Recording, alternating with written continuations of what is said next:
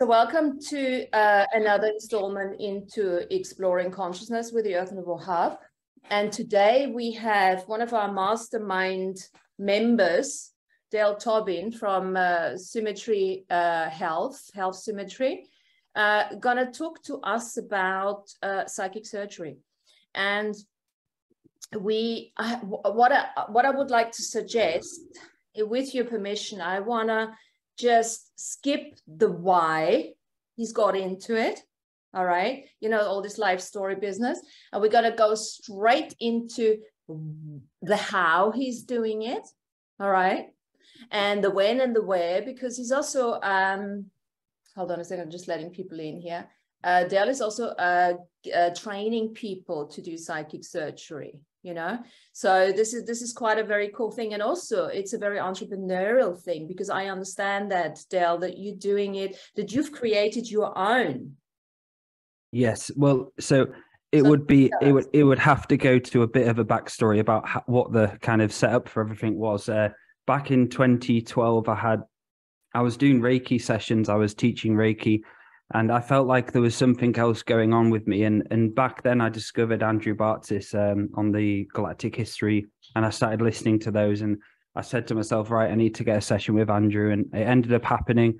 I had my first session back then. And so basically what he said was basically, you're doing Reiki, but you're doing so much more than Reiki. It's the beginning of psychic surgery. So for the backstory about what I'm doing as well is, so the galaxy from where I'm from, so when I'm doing the treatments, I've got hands from my back as well, which come out. So in a session when I was doing the Reiki, I could see, like, it kind of looks like octopus tentacles coming out my back when I was doing the Reiki sessions. And they were kind of like spiraling, drilling, taking stuff out, putting stuff in. And I felt like I was going a bit crazy. I was like, what the fuck am I seeing here? So Andrew helped me kind of process and understand. So that's embedded into my light body, is that I have extra hands which come out, and these hands come out my back, and they have set. So say if I had a client, I'd have my both hands doing work, going into the organs, going into the anatomy of the body, being able to perceive and going and move dense energy out to light, and so on and so forth, and remove all different stuff. And these hands were basically, one of them could do soul shard retrieval. One of them could potentially do future soul shard retrieval. And there'd be another one as well, protecting the being if there's anything, obviously projecting at it while I was doing the healing. So that in a nutshell was how I learned about how it was again. And to me, it felt natural. It really did. And like Andrew said, you're going to get to a point where it's going to be so natural to you, and you're going to start going through many different processes of understanding about soul shard recovery and how important that is, but as well as soul shard recovery, future soul shard recovery. So being able to go into someone's future and go into the crown chakras and the potentials they have. And so basically, a lot of us, myself included, I have soul shards which are in the future trying to plan, say not so negative things to me, make me move too fast, make me make the wrong decision. So with future soul shard recovery, you can go forward in time. Say I'm doing you, Martina, I'd be, say, going 10 days ahead of time, and I'd start recalling soul shards there. And you may have a soul shard which is trying to move too fast, or you may have a soul shard which is a warrior soul shard. So I have the ability to go into the future as well and start recovering those soul shards. So I started with Angelic Reiki, was the first one I did. So, and then through mentorship with Andrew for the 10 years, he's basically been helping me understand it more and more, and to the point where I'm able to work, say, with the anatomy of the body. I'd start the client where I'd start bringing loads of light generation in. I'd go into the brain and I'd start scooping out and separating the darkness from the light. So if there's anything in the brain there, I'd start separating, taking it out. Then I'd start to flush the brain with my own light generation, various different images as well. Say if the client suffers with confidence, I'd be able to imprint confidence as well while I'm doing it into the parasympathetic, or the nervous system, the vascular system. An example as well would be someone who had a stroke. You'd work with the vascular system specifically on rebringing richness into that vascular system. So each client has come to see me, there'd be a point where, say if they had a problem with their liver, what I'd do is I'd put a crystal on the liver, and one of my hands would anchor onto that liver and just stay there the whole entire session and do the drilling, taking out, putting back in whatever's in there. So it feels like it's just a natural state for me. And the more I trust myself, and that's been the bigger journey for me, is having the layer of trust to know that I'm doing it, and trusting that I'm doing it is right, and what I'm doing and what I'm saying is right. So that's been going on off on one about just a bit of the hands, but I feel like that's the main area which has kind of helped me in working with non-competition as well, doing readings as well from my back, which is a cool thing as well. No, thanks for sharing that. That was, as you said, that was actually really, really important, because most people go the other way around. They learn a modality first and then start to adapt it and everything. And yes, you did the Reiki, but that really sounds like, as you said, it takes a lot of trusting, in yourself. And now, I would assume that you had to do some read up or learning about all these different, systems in the body. How did you do that? Did you just do this on the internet, or did you do actually courses or anything? Yeah, so I did my cranial sacral course, and with that I had to learn physiology and anatomy, and basically, so I've got loads of different pictures I just look at and say the anatomy of the body, then the vascular system, different types of system, the nervous system, the organs, and so on. It's basically me being able to learn as much as I can of that, because that's so important in psychic surgery. It's not just being able to do entity removal. A lot of people think psychic surgery is all about entity removal, but it's not. It's about restoring the client's brain, restoring the client's spirit back to a natural balance, and helping them wind down and really feel good. So it's kind of like learning that the anatomy and physiology was important, and kind of incorporating that with the many different aspects to it as well. So yeah, it would be the case of me, Martina, would be learning literally all of it. And when I'm doing it, I'd look back at what I'm doing and continue, and it'd just be natural in that way. Yeah. But craniosacral, this is up to like 3 years, right? That you have to actually, qualify for that. So there has to be, for anybody out there, it's not just, starting to do this. You've got to actually really start, understanding the body. But having said that, Dale, would you say that once you use the organs or the muscular system, whatever system you're working with, as a focal point and focus point for your perception and for your focus and concentration, do you have a sense of actually really working in the astral and the etheric body, on the etheric and astral body, rather than on the liver itself? Yeah, so when I'll be working on the physical, my other hands will be working in the spirit realm as well. An example would be, I had a client the other day where I was bringing in my psychic surgeons and her psychic surgeons, where they actually took her into like a void space and started doing some really, really advanced psychic surgery stuff. So throughout the sessions as well, my psychic surgeons can work, my team come around me and start doing other stuff in the spirit world, as well as the client, the etheric and all different bodies are being worked on as well. So it's not just the physical anatomy stuff, that's what I'm doing, but there's much more going on. Then that version where I talked about going forward in time. So say I'd have a client, I'd put a version of them, maybe like 10 of them down the right side of me. So there'd be 2 days, 4 days, 6 days, 8 days, 10 days, and 14 days. And I'd have them just right next to me, all the versions of the future potentials. So I'd be working on the future as well as I'll be looking, and with my hands, I'd be able to read the dream energy. So if there's anything out of balance with the clients, say where they're living or anything like that, sometimes I can perceive and pick up that.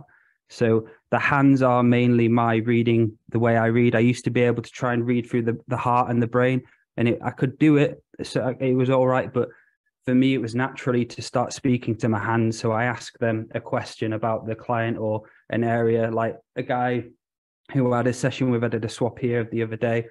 I asked my hands, "Are there any parts you want me to work on?" And it said there's a monstrous energy in his right foot. And I could see it straight away. There was this like parasite in the right foot. So I had to go and take that out. So I'm able to perceive. And I think the best way for me for reading auras is breath, being able to breathe really nicely in the session, making sure my blood pressure's low, I'm nice and comfortable, I trust myself, and being able to shut my eyes and take 10 slow breaths in and out. And when you've taken that 10 breaths, shut the eyes and you can look at the auric field much easier. Then you can see all these different dreaming bodies or areas. There'd be a state as well where say if the client's dreaming body. So what I'd do is I'd have the client and I'd see them. So I'd put a stimulated dream space into the right side of me or the left side of me, wherever, and I'd see the client's dreaming energy, and I'd see where the client wakes up and if there's any parts of the body which wake the client up as well. So there is various aspects to it. Fabulous. And you do this obviously localized, people coming to your place, you got them on a couch, but you can also do it via Zoom or Skype or something. Yes, Martina. So I do most of my online. I've got quite a few clients face to face. I love face to face, but online sessions as well. I do them over Zoom, 60 minutes or 90-minute sessions, and it's basically, there's so much embedded into that session as well. It's not only the psychic surgery, we'll be speaking to your heart and being able to kind of understand what programs are really holding the individual back. So there's various different, each session so different. So yeah. I suppose you got to tailor it to the level of awareness of the person you're actually working with. Yes, I do. And it's how to speak in a way where I'm not overwhelming the client as well. So there'd be some reading or something I'd pick up and I'd make sure for their awareness, like you say, I'd have to perceive that and respect that. Because there's some weird things which come up, which I don't really think the client would understand or really want to know. So like, I have to really tailor it for each person. Fantastic. Guys, ask your questions. I don't want to take the whole, any questions, shout out. We're grilling Dale Tobin today. I had a quick question, Dale. I was curious because I know you got your multidimensional, octopus hands. I was curious, like, do they ever act on their own without you even knowing it, and then you realize it later, like, oh snap? Like, do you ever have that going on? So there's been times in my life where I wasn't aware of them, but there was chaos, and Andrew picked up on this, where say there'd be a group of people and it would go into chaos, and I'd be able to get a few of my hands out and give them a bit of calmness energy. So I'd be able to go across, give and send a bit of calmness energy into it. There is areas like that, but I kind of got a better relationship with them now than I used to. I could speak to them and understand when they're coming out, when they're. What's really interesting is when I'm trying to now, because I used to be able to do it, and they used to. So say if I have a session with you, Alfredo, at the start, I'll be able to tell how much you trust me because it's the amount of hands you allowed me to come on to you. So at the start, if someone's new to Reiki, new to psychic surgery, I'd have my physical hands going around, and I'd probably have 2 hands that come out. But when they come again, I'm able to get 3. Then the next time I'm able to get 4. Then when they fully trust me, I'm able to get 8 fully hands and my hands as well working on them. So it's all about trust. If they're not trust me or they're a bit unsure, I can't get in as deep. So to go back to your question, sometimes it does happen. They do go out, but I make sure energy field now and make sure I'm not stepping on anyone's journey. But I'm sure in the past it has happened, like my kids. And going back to my reading with Andrew, so what I used to do a lot, going up to trees, to plants, I'm able to put some of my hands into the trees and plants, and with my hands comes it's like fibers what come out of them, and it communes with the plants and the animals and talks to them. So I've had it where I've been laid next to a tree and I start feeling this real strong energy, and it's my hands are going in and communing with the tree and communicating to it. And I realized I was doing that. Then Andrew said, you've been doing it in past lives as well, like a shamanic expression with nature. So yeah, that's probably the best way of describing that, bro. Beautiful. That's gorgeous. Thank you, Dale. Thanks, bro. Thank you. Yeah, awesome. I'm definitely considering contacting you. But yeah, thank you. Thanks, man. Great question. I really like that. Jennifer. Oh yeah. So you're going to start doing some of your training online, is that right? Is that going to be enough? Yeah, so currently I do my trainings online, and currently I am in the process with Andrew at doing psychic surgery level 1. So I do them, the advanced training course online. It's usually about 8 hours, 2 different 4-hour sessions, and you'd have to go and do a case study and do some home like practices and stuff. So it is out there, my advanced practitioner course, which I've had some great feedback and people it's really opened the door for a lot of people coming in and experiencing and understanding. Everyone who is into this is a psychic surgeon. They've been a very powerful psychic surgeon in their lifetimes, and the people who come on the courses as well have got some really badass psychic surgeons in the lineage and stuff, like all of you do. And it's about working with them and asking them to come in with the soul shard retrieval, learning how to do that. So yeah, I do them online, and I'll be doing psychic surgery 1, 2, and 3 with Andrew over Christmas time. That'll be available for like basic, upper basic, and advanced and stuff. So yeah, it's all out there. If you go on my page, there's an event on there, Symmetry of Health, and it gives you all the details in there. And I do that online as well. I've had a guy from Thailand today. Did the last 4 hours today with him, and he was doing backwards in time treatments and forward in time treatments as well. So yeah, super cool. I do a form of psychic surgery that, like Martina said, I picked up a modality and then I've adapted it over time, and it's not been that much time, but just listening to you talk, I'm not really allowing myself to do everything that I'm guided to do, because I didn't want to step too far over the line. But I think I could do a lot more. I give myself permission to do it. Yes, beautiful. And yeah, that's it. And it's about everyone here has the capacity to do it, and everyone here has the capacity to start using the multidimensionality and advancing that. Because for me, it was about learning the psychic surgeon has tools whenever the psychic surgeon needs tools. So I couldn't get etheric tools out. I've got like my knife, my axe. I've got a bloody big, huge hammer. So I give one of my hands a hammer to start chiseling away some really nasty shit. And yeah, for everyone to be able to explore that is incredible. And for them, so with the psychic surgery, I won't go too much about the training of it and the ins and ins, because that's on the training course. But it's basically, there's chakra enhancement, where it's like extra installing stuff to the chakra, allowing light generation and having as much light. So, you know, like a surgery room, like a patient in a surgery room, you want to have your psychic surgery sessions like that, where there's so much light all around the patient, you surrounding you, that it's easier to pick up stuff and you can see what they're blocking and not allowing in, and so on. Is there any other questions you have towards that? Because yeah, that'll be, it feels like you're ready to kind of go into that. And I feel like it would be great for you to really go into that and explore, allow yourself to let loose, allow yourself to play around with it. That's the whole funness as well. Yeah, absolutely. I will definitely look into that class. So Del, would you have any advice to people like Jen and anyone else really, in terms of trusting just the weirdness of it?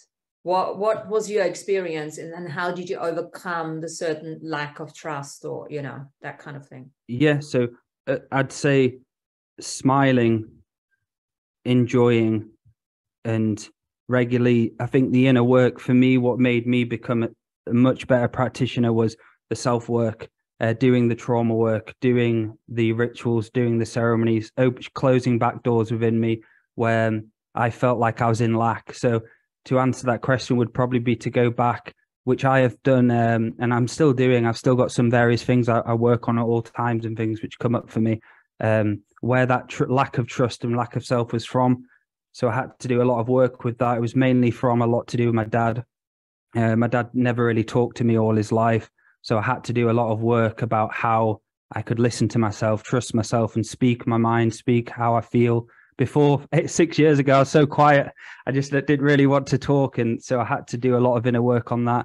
I'd say bringing that fun, that smile, learning the anatomy of the body, learning the various organs, learning the meridian system, advancing yourself so you're grounded while you're doing it, and making sure I think being grounded is one of the most important things. 8 years ago, I wasn't grounded. I was very unbalanced, and I had a lot of stuff going on in my life. And through the time and years I've been doing this. So the psychic surgery workshop as well doesn't just have the psychic surgery stuff. It has how to live a life to not get overwhelmed by people's stuff, because I used to get overwhelmed a lot. And that's why regularly 1 degree of separation ceremonies, purifying, so on, you all know this, is very important to do.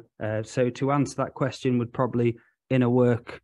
If you feel like there's not areas where you can't trust yourself, doing that inner work, smiling when you do it, when you're in the session, smile at yourself. trust yourself. And like I said, those little techniques of breathing.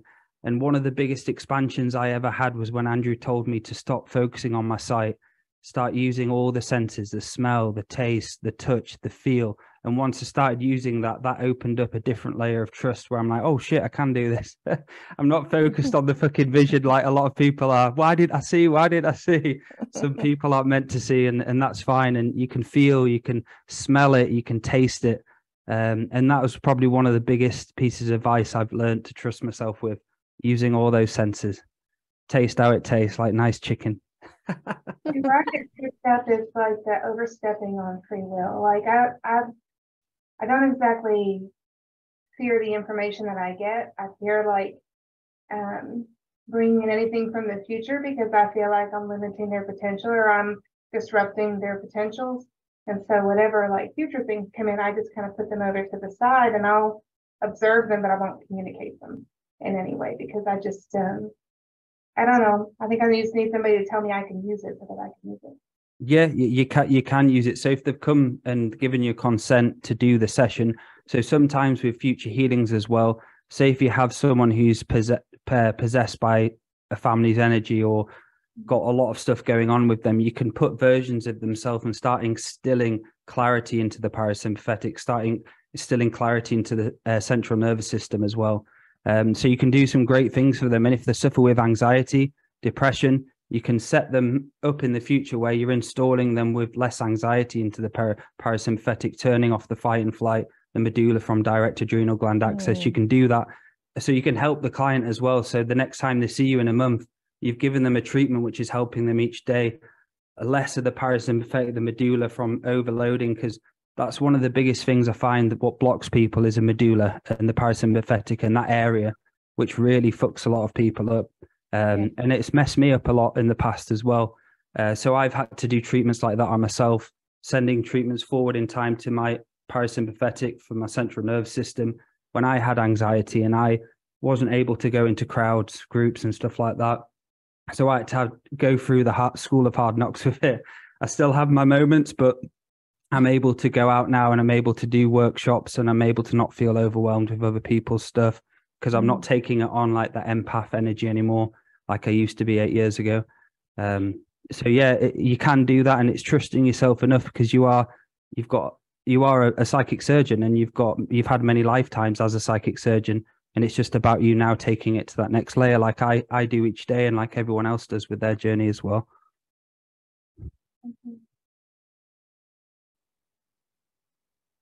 Okay. Or go ahead, Amy. Oh no, go ahead, Jen. Finish. I didn't know who was talking. Go ahead, finish. Well, I was just going to say, those being able to help them with the anxiety and the confidence and things like that. I do that, but I use because I do hypnosis as well, right? So you use like a hypnotist trick to implant those seeds for them to carry it forward. That it would be much easier to do that energetically than trying to work with their psyche. Yeah, beautiful. And you could do that as well, where you could counsel the soul shards. So if you do get a version of them a few days ahead of time, you recall the soul shards which are out trying to plan naughty stuff, and you can tell them, look, you need to stay and you need to relax now. It's now time to time to regroup, take time out, not trying on to the next thing. And you can actually start speaking to them and counseling them, like having a soul shard sat down for a counseling meeting, which you can do as well to add to that. Sorry, Amy, go ahead. Oh, no, go ahead. Okay, so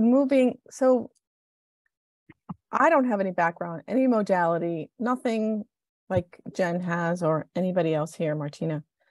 So that would be, so I could go into the psychic surgery class without any background. Yes, it's available for all beginners, advanced, medium, in between. It's available for everyone. Okay. All right, cool. And one question I had, so when you work on somebody and you do what you do, what does the person take away as far as personal responsibility on what you just did with them? What is it that they have to now do their part? Do you advise that, or? Yeah, so with the session, I'd be able to do, so I do like a light language reading as well. So one side of my back, I'll do a paragraph of light language. The other side, I'll do a paragraph. And the light language, and this will probably help a few people out there, for readings as well. If you struggle being able to read energy, do a bit of light language to loosen it up and bring the energy, bring the reading in a bit more.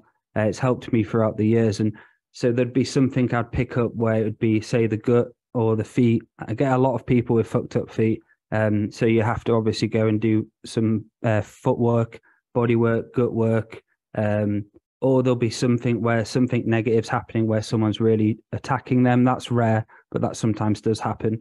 And just stuff like that. Unforgiveness is a huge thing I pick up in people, where there's just this black stuff, where they've not forgiven the mum or the dad or stuff like that. So the psychic surgeon and the psychic surgery session, it gives people with the reading a lot of things to take away and work on. And I do like mentorship groups as well, 12 months mentorship, where I've helped people come out of the starters to the beginners to the mastery point. So there's a lot available, and like I say, when you go away, I'll have a lot of stuff to tell you to work on and what you could potentially do and so on. Oh, cool. Okay, thank you. Yeah.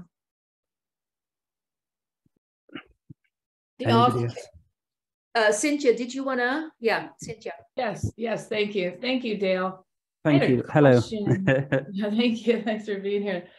I had a question, and maybe you can share some stories, etc., about how you contain or secure the space. Yeah.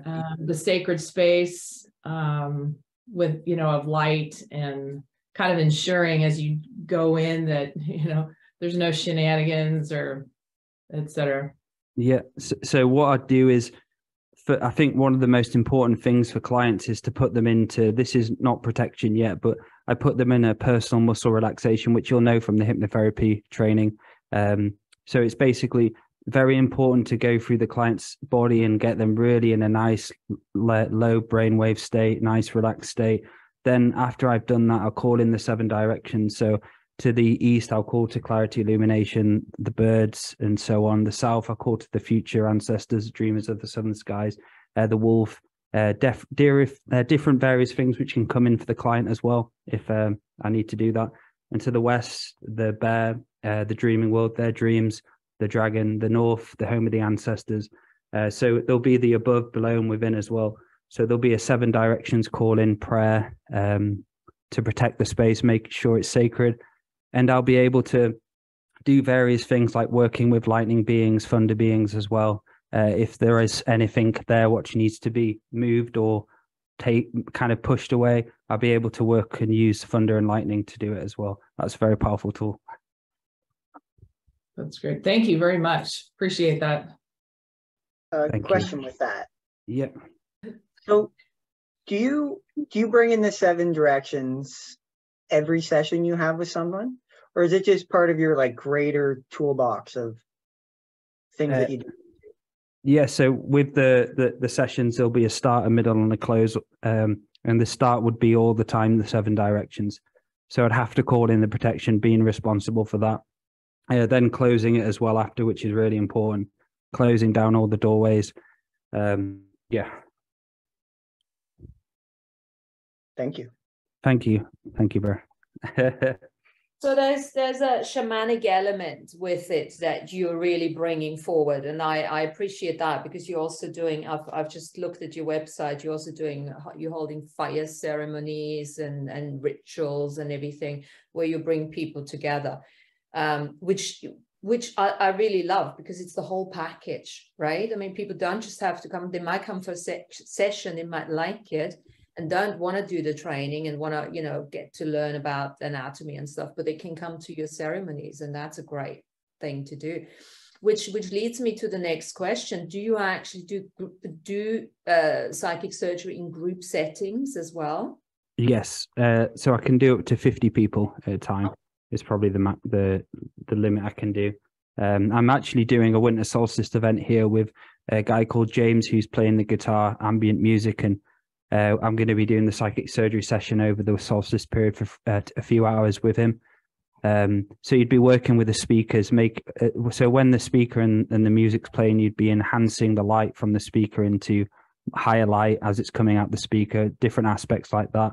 And you'd be going around doing various things and instilling it into everyone, while my other hands would be connected to people. So you'd see it basically. I can see them moving around, and they'll go to one person, then go to another person, and they'll be like drilling or taking out, putting shards in different areas like that.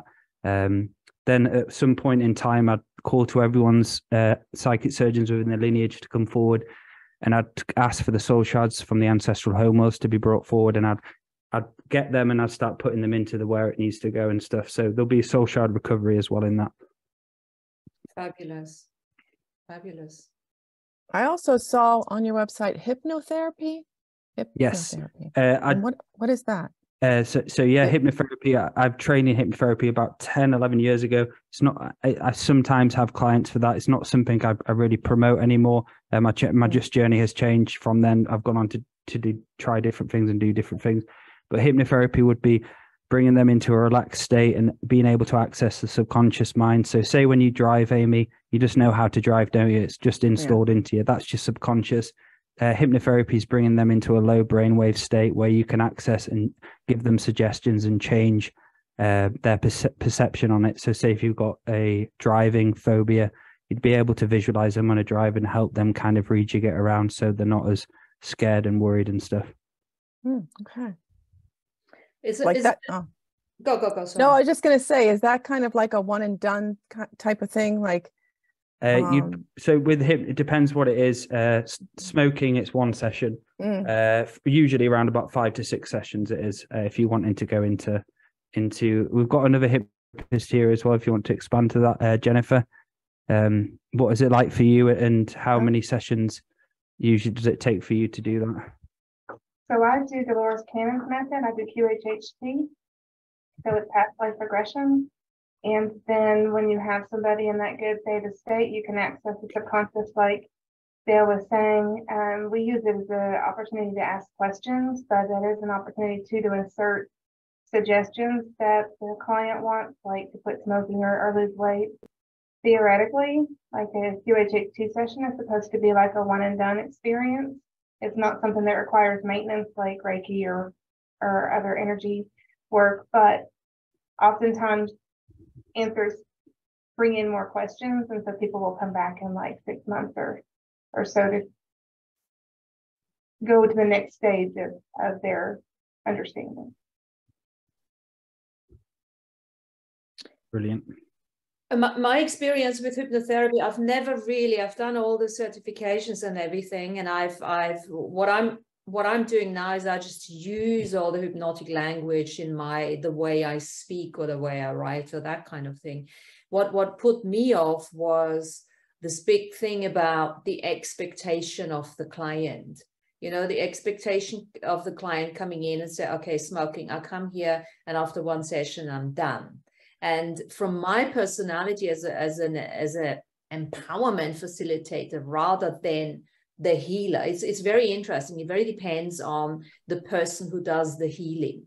You know, I'm not necessarily offering, as you say, that I don't offer those sessions out anymore because of the expectations of people. And I think that is what we were saying earlier on, really, really important. We can't have an expectation when we do that kind of work, because the healing at the end of the day is done by the client and we are the facilitator of it.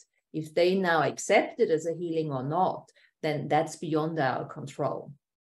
But I always tell people when I'm doing QA, like when you do Marconics or Reiki, you are in control of the session. You're able to help determine the outcome. During hypnosis, you're just a facilitator. It's really up to them what level of experience they want to have. And I always tell them whatever your expectations are when you come in, you're going to experience something completely different. So just forget about that. I got hypnotized once to quit smoking long before I ever thought about being a hypnotist, and it didn't work. I had to go cold turkey, and it was really unpleasant. So I'll never smoke again because I don't want to quit again. That's my motivation. And that's it. And going back to the various hands, and they have full trust, and if they trust me enough, I'm able to get more in them, and it's totally up to them. Treating my mum, for instance, that's she has a strong way, like especially parents, to diffuse you out of their field. So a lot of mothers, when you're doing work on them, sometimes it doesn't work because they've just got that natural, you're not fucking coming in, like I'm your mum. Like, so everyone does have that choice. So some people that, like, yeah, they're just basically like, you'll get 50% of it, which will actually do the work, and the rest of it, like, no, you're not fucking coming in. So that does happen, and that's why I think the PMR is important, the personal muscle relaxation, getting them into a really relaxed state, maybe some revocations for some needs for people who are really kind of stuck and stiff. So it's all about that trust, I feel, yeah. And knowing that they're doing all the work, like that a client I had where their psychic surgeons took her into another universe, and they were doing really high level psychic surgery stuff on her, and she told me all about it, and I was like, wow, you did all that. I was just here, and she was there, and she was, yeah, that experience happened, and that gave me inspiration and the validation for, wow, this is why we do it, and yeah, how beautiful this journey is, and like, yeah, incredible. I have a question about the hands that you use that come out in the back. Yeah, it's fascinating. Do you only have a certain number, or do they keep, growing, and do they do certain things? Each hand, now does certain things for certain people on certain parts of the body. Yeah, so before it was kind of like there was usually up to 8 which came out, but speaking to Andrew lately, and he kind of give me little bits of nugget when I'm ready to hear it and kind of process and stuff, and he said I can up to sometimes have 1,000 hands will come out if I really want to do that. So it's 8 which have been installed. So the where I'm from, their DNA was traded with another galaxy DNA, and one of their DNAs had this technology which was the hands in the back and stuff like that. So it was encoded into my light body when I was created, and as I grew, there was some special skills I could do with it as well, which I'll say I've not really said it to anyone. This I was able to give people life reviews when they never had life reviews before. So my hands were able to get a life review and store it for someone who didn't have a life review, and go up to them and give them it. And that was some fucking, Andrew told me that, and that just blew my mind. I've not spoken about this for 9 years, first time I've talked about it. And just strange things like that. And yeah, and I can have one hand on the whole entire session on someone to give me trust, and I let them feel what I'm doing as well. So I'll have a hand just connecting to them, just to letting them know exactly what I'm doing with them and giving them trust. And it's like a high level psychic surgeon trust. And Andrew's saying he's very cool how I'm able to do it. And so the one hand just stuck there, just showing them what I'm doing, so they can have validation and realize what I'm doing as well. So those hands it's kind of like the movie Avatar in a way. They come out the back, and they're able to have these. So as they go into something, they're able to grow fibers. That's a word he uses and describes them. They're like fibers as they go into something, and I'm able to read roots as well. So say if there's a ground and there's grass, I'm able to put my hand in and read the roots of the grass with my fibers and hands. And they're not exactly octopus tentacles, but they look like it. It's hard to describe it. I was speaking to Andy the other day, and I called myself DJ Many Hands when I was playing some music. Just having fun with it. You go, Amy. I just want to finish with the, with people that do this, like you and Jen and Martina, and, even Sean, I don't know who else does what, but I often wonder about the physical body, when you come back. So I'm thinking of your hands, and I'm thinking that it feels like they're like a helping hand. That's kind of funny, but like with your physical body, because doesn't your body physically go through a lot? How do you what's the word? Like have a spa day? How do you? Yeah, so and that goes back to how important the inner work journey and the teachings of what I've learned from Andrew for the various years of how to have a day, make sure you're not doing it 7 days a week, because that's just obsession. I have one day off a week where I switch off all spiritual skills. I turn off Facebook. I turn off who I am as a spiritual person, and I'm 3D Dale. I go out, I have fun, I have a coffee, I enjoy watching TV. So that has to be part of my life where I'm able to switch the skill off, have a day of doing nothing, just relaxing, maybe have a beer, just human stuff. And that's very important, because 10 years ago, I did fire ceremony after fire ceremony every day, and I was obsessed. All I did was just one next day, fire ceremony, next day. And it got to the point where I was fucking sick of it. I was like, I'm sick of ancestral offerings, right? I've got to figure out a way where I'm not sick of it, where I'm enjoying it. And that, when I had that one day off, I first took that day off, switched off. That was it for me. And when I had a strategy behind my inner work, variety, variation, fun, drumming, dancing, trauma work, but not taking it too seriously, that got me into a different state where I'm able to do more work. So before 8 years ago, that guy, I look back at him and listen to him, I'm like, wow, I've grown a lot. And that's like everyone here, we're doing the great work. And if you think of, say, if you do an hour a day on yourself, 6 days a week, 4 years ahead now, that's fucking a lot of hours of self-work, self-healing, self-nurturing. So throughout the years, it's given me, it's made my body adjust to it. I go in the flotation tank once a week as well. That's like one of the most beneficial things for me. So I have to recover a lot. I have to switch off from the kids. I've got 5 kids. So there's a lot going on with this as well. Wow, that's awesome that you figured that out, to do that for yourself. Yeah. And I often wondered that. And it came to that point, which Andrew talks about, repetition with illumination, where I did it 2 years and actually doing it, where I was actually doing work, and I was enjoying it. I was smiling. I was taking a day off. And a day came where I smiled and I went, wow, this is what it is. That feeling of repetition and illumination, where before it wasn't there, but me taking that day off. And for anybody listening who feels overwhelmed by the journey at times, I highly advise, from my own experience, to take 1 day off a week, switch off, send prayers forward in time for that day off for protection if you want to. But that day, see if you can switch off, because it took me a while to learn to switch off. I was obsessed. I was like, got to think about calling in protection or speaking to something. And I was like, had to tell myself, stop it, like slap myself until I got used to it. And I'm like, I can switch off now. And it's easy. I love that. Can anybody not switch? Is everyone good at switching off here? Because sometimes I can't. Yeah. Practice.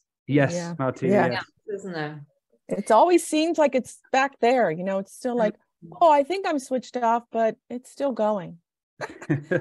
So that's something I need to do. Yeah. So like with switching on and off with your hands, how much do you consciously use your hands in a given day? And like how much of it's like subconscious, but how much are you actively thinking on it? That's a really good question. I'd say majority of the time I'm not thinking about it, except for when I'm doing the clients or sacred work. And I'm always telling them to stay in. They should be relaxing, and my energy body as well to relax now, recover. It's like having children. I have to do school runs. I have to make enough money to feed my family. And that type of life embodied in spirituality is hard. I'm not going to lie. But the effort and I think speaking to your body to answer that question was the best way of dealing with it. Telling my hands, look, it's time to rest now, time to just relax. But I guess they do go out sometimes, but I have to bring them back in. Like to the kids, if something happens, there's always one which kind of goes out to them and stuff like that. So yeah, they do go wandering. So I do have to tell them to come back at times. Yeah. It's so weird talking about this. I've not talked about the hands like this before. So yeah. Yeah, these rooms often open up cans of things. Yeah, cans of hands. They do. Call it Spaghetti Junction. When you talked about the fibers, it made me think of like the gecko feet. Yes. Tiny, tons of infinite amount of little fibers on them. Yes, the gecko feet. And that's it. Yeah, the fiber stuff was what Andrew said on my first session. I've not really explored it a lot more, but the main thing of what I explored in the last year would be speaking through my hands, the light language, reading through my hands, and trusting my hands. I ask them questions and they speak to me like different. They're obviously part of me, but I've got enough trust now to ask them if there's anything. Before I was worried about them. I was like, I didn't really trust them, didn't really know what they were doing. They were doing everything on their own accord, and I was just kind of trying to see them. But now I've got to realize they are me, and I've got to work with them and trust myself, not be scared about it. So yeah, really cool, man. Okay, here's one. So moving beyond sight, what would you say for you the next prominent sense that kind of came in the most? Like trying to use them all, but which one kind of fell in next? I'd say feeling. I'd say a feeling. I'd do a reading for a feeling, and that feeling would come out the back of my back. Then from doing the feeling readings, I was able to see more. Then, like I say, that breath work. If you're doing a session, stop yourself halfway through, smile, take 10 really slow, nice breaths, and it changes the whole session. You really go into such a nice state, and you're able to read a lot more. A lot of people are too high blood pressured in sessions as well. That's why it's really important to breathe shitloads in them, because a lot of people are so focused on the bloody giving the healing, and they're there quite tense. But it's about being relaxed, breathing loose, trusting yourself, playing with the energies. And like, you can bring in thunderstorms in, light stuff you can bring waves in and start closing down negative dream worlds for the clients. So say if they're haunted as fuck, you can go into the room and just start flooding it with stuff, just their dreaming space. You wouldn't step on anyone else's journey, obviously, but with their dreaming space and stuff like that. Yeah, the dreaming tide pool, or the those wave pools. Do you ever play in one of them at a water park? Yes. The wave pool. That's a good one. I'll use out. Start putting them in a wave pool down. So I'm just wondering, in terms of practice, because you see, the thing is, there's almost nothing you can do wrong, because there is no set way of doing that kind of work. And as builders of new thought forms and new modalities and creations, we are, I consider you a forerunner, so that there is, there's nothing to hold on to other than your trust and your own knowingness. And then at some stage, you're saying on your website, you said, what's it going to tie? The skill that is required to live and breathe as a grounded psychic surgeon. I think at some stage, we've all experienced that we become the energy of it, and it's almost like you be it. You are that energy, and it's almost, you just have to walk into a room and you don't even have to use any of your hands anymore, because you start to emanate it. And when you come from a sovereign perspective, it will be the people you have permission with, said or unsaid, that will receive that energy, and the others will not even see you anyway. Wouldn't you say that, Del? That's beautiful. That really, really beautifully put. Yeah, I'd definitely say that. And I remember that reminded me of what Andrew said to me in 2013, because when I did my first session, I didn't trust myself. I didn't love myself enough. I didn't trust. So the main thing I had was with the trust issue was finance. I didn't see how the fuck me being a Reiki practitioner could have a career. I didn't see it. So I had one foot in the restaurant industry. When you're emanating who you are, when you've realized that you are a healer, your contracts are to be a psychic surgeon, then things will change in your life. And it's, being brutally honest, it's only felt like that the last 3 to 4 years. It's been coming into that point where I'm making money from it. It's a graft. I fucking hustle my ass off to do it, like everyone does, the daily hustle. So like you say, Martina, being able to be grounded, doing the work, and living and breathing who I am. And this is who I'm meant to be, like you, Martina, Amy, Sean, Jennifer, Alfredo, how do you spell your name? Cynthia, that's it. Sorry, I've got really bad. And we have the bottom, how do you say that? Herminia, is that right? Herminia, yeah. So all of you have your various different contracts of what you're here to do and what you're here to. And yeah, that's just mine. Like everyone else has different ones. There's nothing greater or different. It's just everyone has these roles. And I feel like now I've found my role, and I trust myself enough, and things are happening. I'm meeting some incredible people like Martina, like you lot, Andrew, Laura, and everyone. And things are opening up in that way, because I feel like I love myself enough for that to happen. before I wasn't. I was scared shitless of myself and my power, and I had to set up a podcast so I could speak. Like go back and look at the first Talking Six show, and I'm like, wow, I couldn't even talk. I was there like reading a script, like trying to get out of my little shell. And like you say, Martina, throughout those years, living and breathing it and emanating it, realizing that we are source stream connected and we're shapeless and formless. Yeah. It's that receiving of yourself, and that obviously gets reflected in the flow of the money. It gets reflected in the results of your clients. You know, it's all about that self-receiving, which leads us back to the sovereignty, the self-healing journey. Now, you've just said something formless. How many of your clients are formless or do not have a body, a corporal body form? So with the formless stuff, so it's interesting because I've learned how to melt down a client, put them into liquid, put them into a fire and start removing ancestral karma, or putting them into a crystal, shining loads of light through it. So what I found out is that each client is shapeless and formless, and you can do a lot of things with that client. So say if a client has ancestral hauntings, which I, stepson, did, so I've dealt with this firsthand.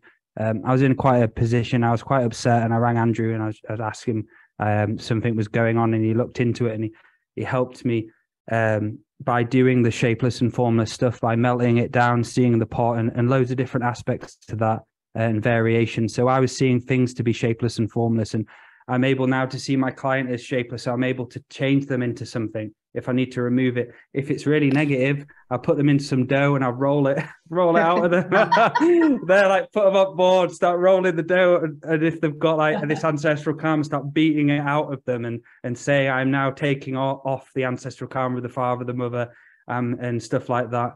And then you'd break it off, give it to their angels and saying this ancestral karma contracts are now void and they no longer accept this debt between them.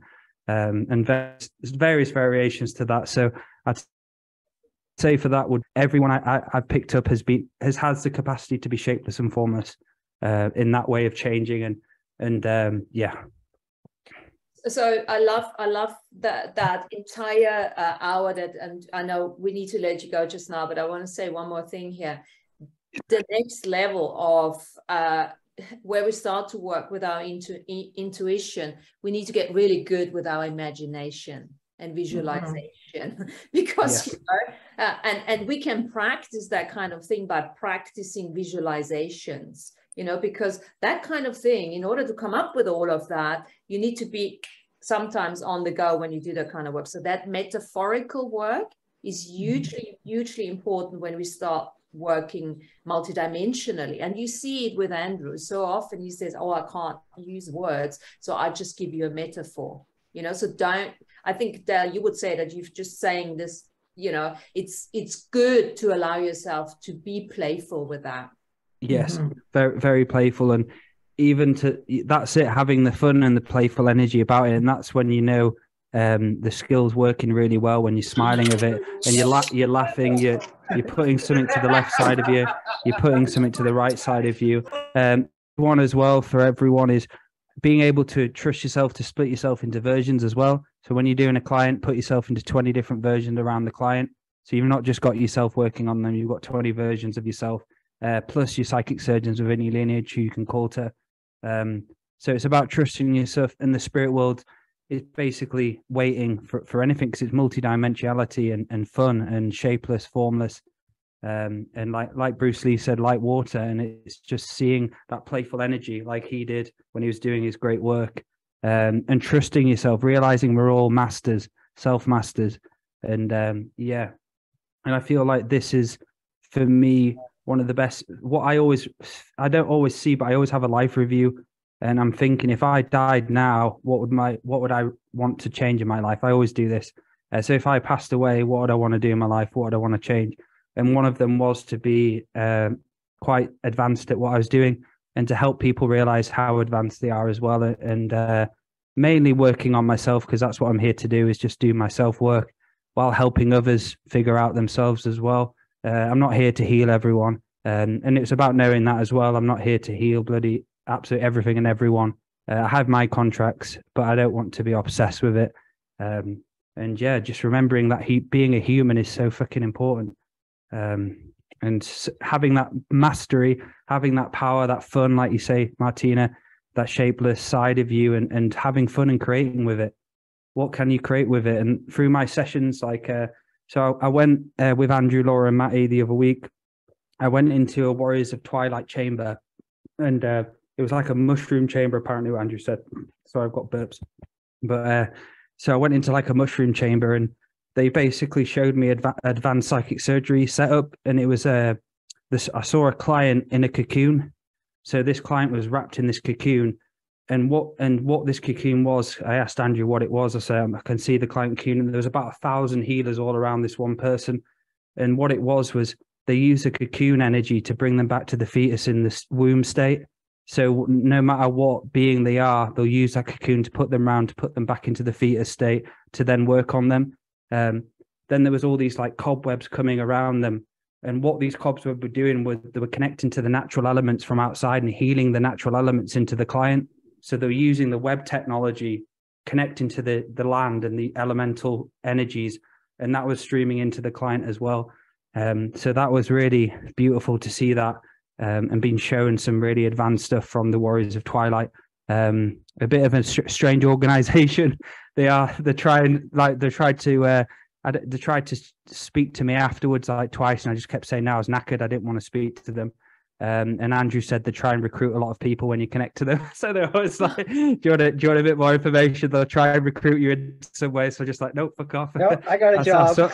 Yeah. I want to keep on my path. But yeah. And so that was interesting. And that the Warriors of the Twilight show we did, that was the 2 nights before we went into the healing chambers of them. And that just think of that, how fucking cool that is, that web technology of having a client, having thousands of psychic surgeons around the client. Well, there's just webs connected to like the hands, the feet, and it's going out and getting that natural elemental energy to heal them as well to the natural state. So that was an honor to see that. Yeah. Beautiful. Beautiful. Any last questions from anyone for Dale before he needs to go? Thank you for being here. Did you say speak a light language out of your hands earlier? Yeah. Yeah. So that would be. So when I'd speak the light language, I'd say it through a paragraph through my left side of my hands, connecting, say, to a heart, and I'd work on the heart through light language. Then I'd do a right version of paragraph of light language from the back, going into, say, the head. So there'll be various aspects where I'm actually getting my hands to do light language as well, which they really, really enjoy. And that was just things opened up. Andrew opened that up to me as well, to start doing light language with the hands as well. Yeah, awesome. Thank you. And you can give the hands stuff. I can give the hands a hammer. I can give it a knife. I can give it a disco ball, one of them. That's like Martina said, having the fun with it. What can I do in this moment of the now to help the client, and stuff like that. Like you say, that wave, that whirlpool, you can use that. You can have anything which is available to you, really, what you want to use. That cocoon stuff, which, again, hopefully inspire people to use that in their sessions. If you ever want to go to that fetus state, just see yourself in like a cocoon to take you back to that as well. Fabulous. Del, thank you so much for coming on, and it's been great to get a bit more, details for what you're doing, and I'm sure, if you have some more time, we'll get you back on again. But I'd love to, yeah. Before we let you go, do you want to give your website or? Yeah, so it's symmetryofhealth.com, my website, and I'm part of Two Feathers Medicine now with Laura and Matty, and we're doing a new platform on locals.com, Two Feathers Medicine, where there'll be some new teachings of Andrew's. It kind of worked out where I had a session with him, and it came to the point where he wanted to do something new. I think he did Adventures into Reality for about 11 years. So he decided wanted to have a break and mix it up a little bit. And it came at the time where it just worked. It just kind of that synchronistic time. So there's new teachings which are going to be available and coming out on locals and various different platforms, Symmetry of Health YouTube page. So if you go on Symmetry of Health and Two Feathers Medicine Facebook, all the stuff, and Andrew Bartis' page, obviously there'll be stuff posted on there. But again, it's an absolute honor, Martin.